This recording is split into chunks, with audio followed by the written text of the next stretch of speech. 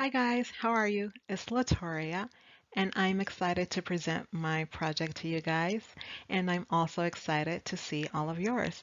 So let's get started. I would like to start first with a quote from one of my favorite poets and humanitarians, Dr. Maya Angelou. Each time I write a book, every time I face the yellow pad, the challenge is so great.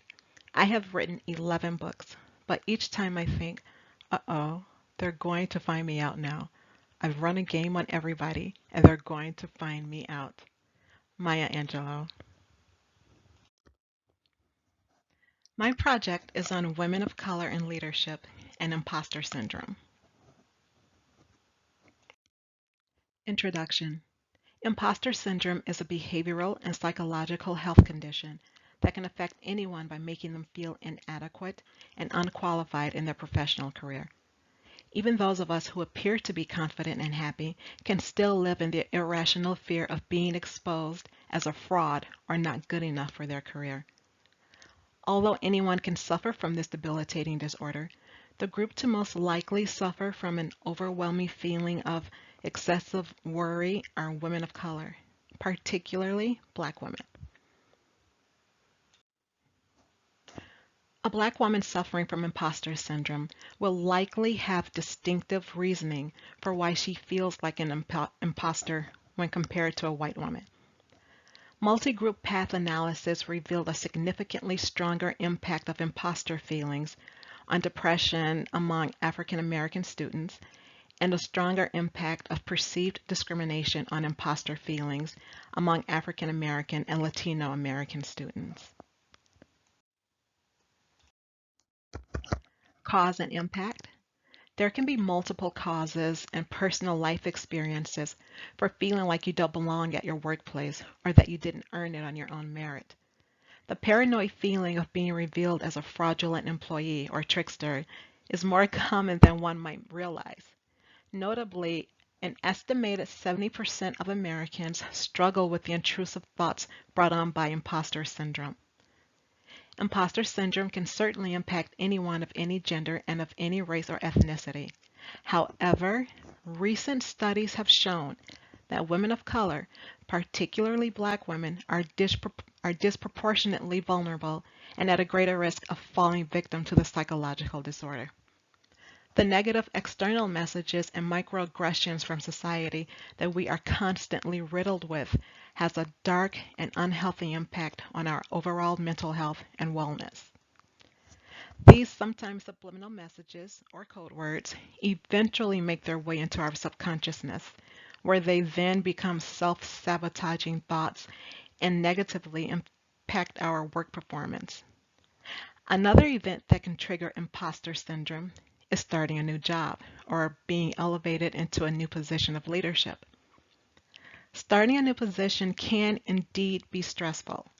You're eager to learn as much as you can and as quickly as you can. Sometimes we try to overachieve and overperform because we want leadership to rest assured that they made the right choice when hiring us. And there are times when we take it too far and it then becomes too stressful to manage and impact our job performance and ability to believe that we rightfully belong where we are.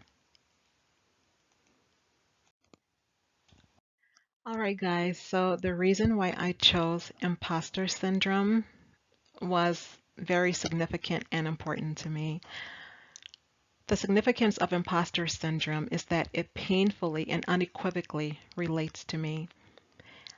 Just 4 days ago, it was my cousin who actually put a name on what I was experiencing at my current position working in corporate. I felt like such a fraud. I felt like I lacked the skills and the talent and the education to perform the work that I do. And this nearly debilitating and self-sabotaging disorder took over my life, even made its way into my personal life, and it almost consumed me. Every mistake I made at work, I held on to it and repeatedly badgered myself over it. And I would speak negative thoughts to myself. Things like, you are wrong for this position, and if Dana knew how much of a screw up you are, she would have never hired you. Dana's my boss. And even though my leader, Dana, always told me, making mistakes is common, it's natural, and you're still learning the position, you're fine. I didn't believe her. I thought she was just being nice. And so I carried on with the negative thoughts to myself. And I just want everyone to know that imposter syndrome is real. And there's a lot that leaders and organizations can do to help employees overcome this disorder. The main thing they can do is to acknowledge and normalize the fact that this is something that does happen and it's nothing to be ashamed of. Mentorship and monthly table talks could also be another solution to combating imposter syndrome. I am still just beginning to learn how to give myself space and permission to make mistakes, and knowing that I earned my position in corporate. I worked my way to the top, and I deserve to be there. I'm not there on a fluke. My article was called Mentoring Someone with Imposter Syndrome. And it's a journal review article written by W. Brad Johnson and David G. Smith. The article focuses on the fact that a lot of people at some point in their professional career have experienced feelings of being imposters. The phrase imposter syndrome was first coined by psychologists Pauline Clance and Suzanne Imes in their study of professional women in a clinical setting. In their study, it was discovered that women, and particularly minorities and Black women, suffered the most. And that's due to already preconceived notions about women and minorities by society.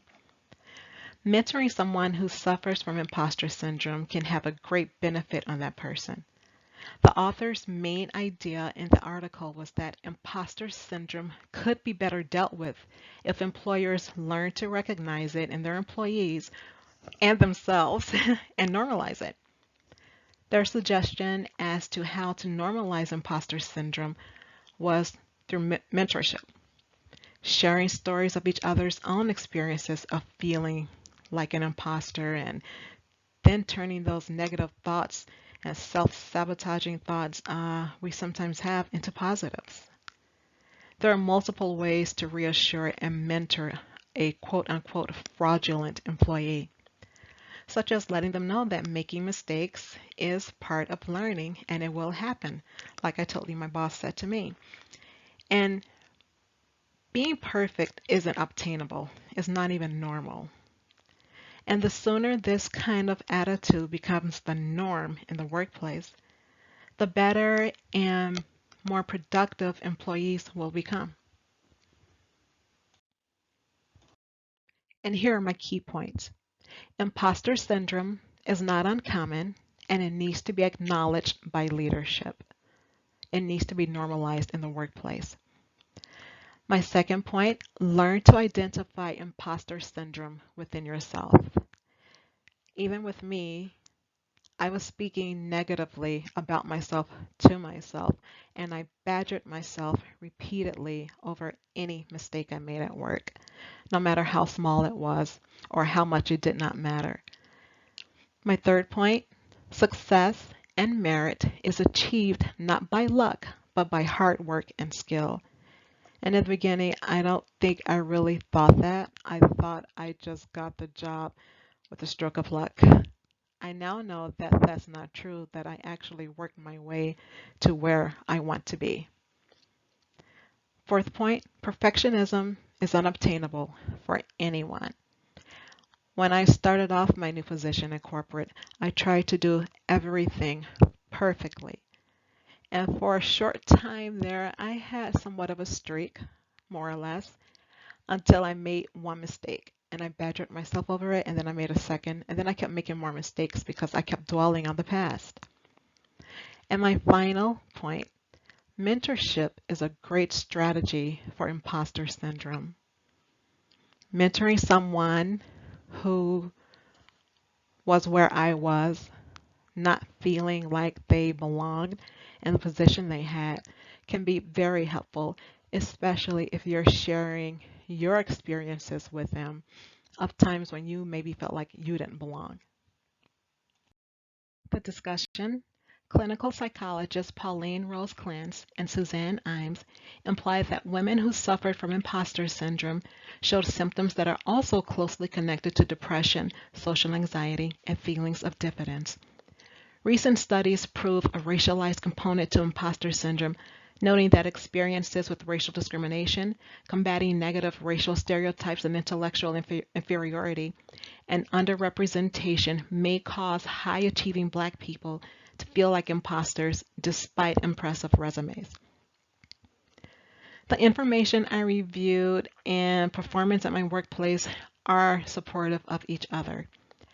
As I just mentioned about my own battles with imposter syndrome or feeling like a fraud, up until 2 days ago, I actually thought that maybe I was the only person at my work who felt like a fraud. That was until my colleague, another Black woman, shared with me that she too had feelings of not being good enough to be in positions that we were in. She also said she has applied for other positions and may even transfer back into her old job because she says working at corporate has recently began to give her physical ailments. She now has panic attacks, which she says she has never had before. And they became so bad, she says she had to actually go to her family physician and he prescribed her anti-anxiety medication. The information I learned from researching imposter syndrome has been extremely helpful for me. I now know that I am not alone, but I still have my struggles, but they seem a lot lighter now and less daunting. And also, sharing what I have been going through with all of you guys has helped me more than you will ever know. And if my employers knew what I know now, we wouldn't be losing a great employee like my colleague. And we're losing her because she feels that she doesn't belong there, that she's not good enough, and she's doubtful about her own skills or her ability to bounce back from her lows. In my opinion, I also think that we as Americans get too caught up in our jobs, and that includes myself as well.